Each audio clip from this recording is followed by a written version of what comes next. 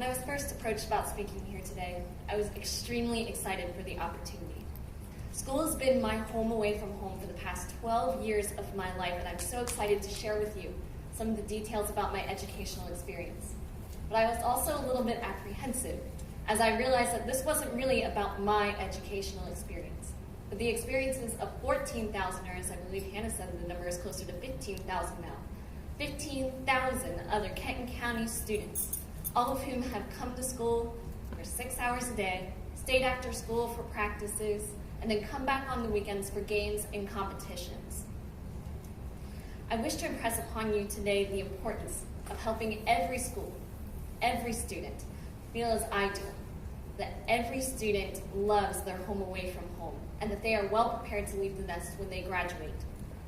I understand that it's difficult to see our school through the students' eyes. Instead, schools are viewed by some officials and taxpayers as simply a necessary investment. Yes, it takes a lot of money to run a school, and especially to run a school well. I'm here today to convince you that if we can sufficiently fund our Kentucky schools, we will see an incredible return on our investment. An educated population is the best economic booster Kentucky could possibly ask for.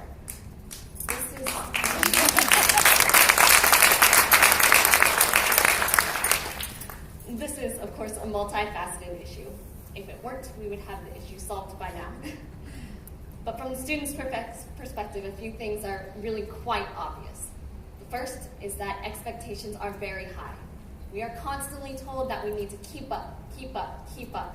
Not only with the students from Massachusetts and California, but also with students from Japan, Finland, and South Korea. If we are not equipped with the technology that our competitors have, we are set up to fight a losing battle. I am fortunate enough to go to a school with mobile sets of iPads for instructional use and a smartboard in every classroom. But the fact is that there is still a lot of equipment in our schools that is out of date.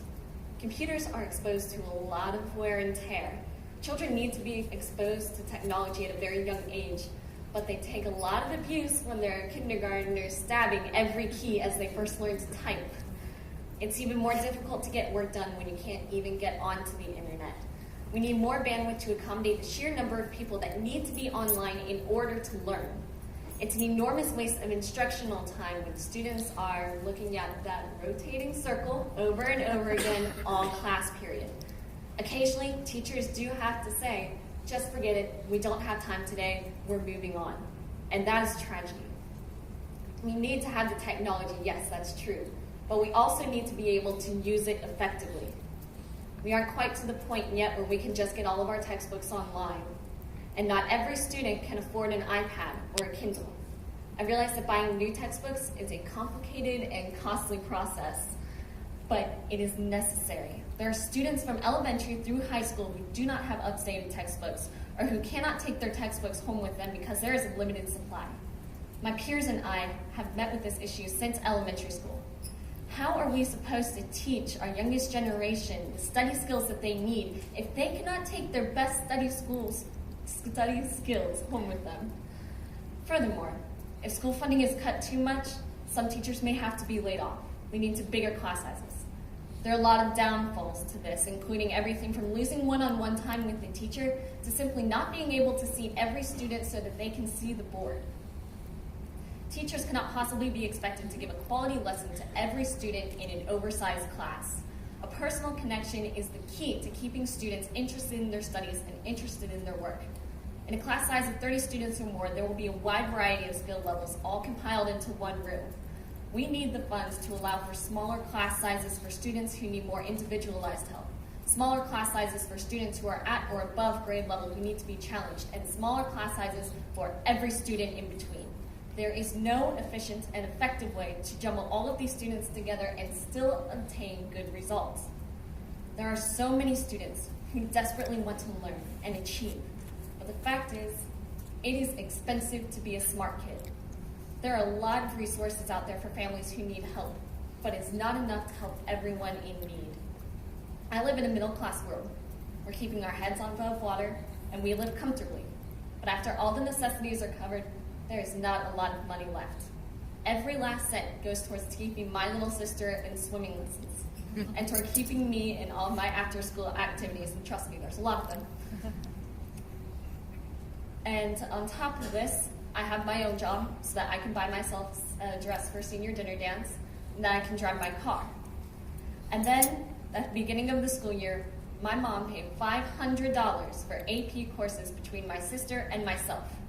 A week later, she paid another $225 for my Northern Kentucky University courses, which I take through a student-based scholars program, plus another $145 for textbooks. Our school is doing an incredible job of offering so many AP courses and college-level opportunities. But though we are middle class, we really felt the pain of that $870. Some students sign up for AP classes, but they don't sign up for the AP exam because they can't afford to pay the $80, knowing that there's a chance that their college of choice might not even accept the credit. The best educated students should not just be the wealthiest ones. If you look at the top 10% in class rank, as many colleges and universities do when they consider students for scholarships, it is entirely made up of AP and students in AP and college classes. Every student, regardless of income, should have the opportunity to be valedictorian if they want to, and take as many higher level courses as they want to, without worrying about the financial burden on their family. I am fortunate to be able to afford most of the educational opportunities offered at my school.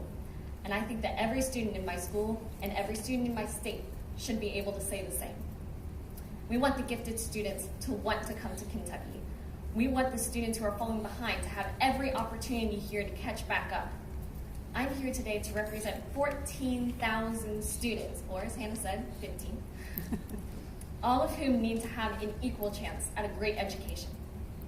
Did you know that there are 4 students in all-state band and 42 students in all-state choir in all grade levels in Canton County alone?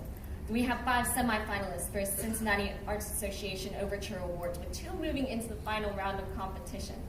Did you know that we have dozens of students winning gold keys in arts and writing for the Scholastic Award? Did you know that we have 74 national board certified teachers in our school district? These are just a small sampling of the accomplishments that we are seeing coming out of our county alone, day after day. Our schools are doing so many incredible things. Our students truly want to learn. Our teachers are passionate and talented, and they want to teach us. We are all working together to make these students the most educated and successful and prepared that Kentucky has ever seen. I urge you to help us show you how much more we are capable of. Thank you.